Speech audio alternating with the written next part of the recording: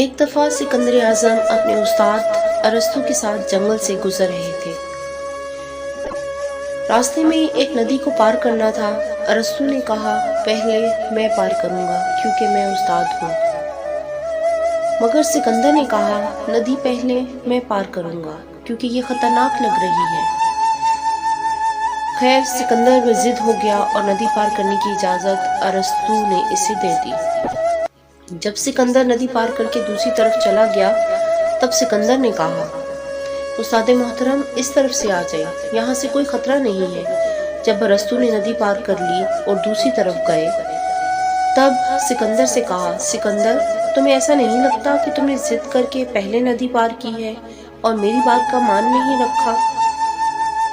تو سکندر اعظم نے کہا، نہیں استاد محترم، ایسی بات میں سوچ بھی نہیں سکتا آپ کا کہا نہ ماننے کی۔ تب سکندر اعظم نے اپنے استاد کی شان میں وہ الفاظ کہے، کاش کہ آج کا شاگرد اسے سمجھ پائے۔ سکندر نے کہا کہ اگر سکندر رہے گا اس دنیا میں تو ایک بھی ارسطو تیار نہیں ہوگا، اور اگر ارسطو رہا اس دنیا میں تو ہزاروں سکندر تیار ہوں گے۔ لہٰذا ان لوگوں کی قدر کریں جن کی وجہ سے آپ اس مقام پر ہیں۔ شکریہ۔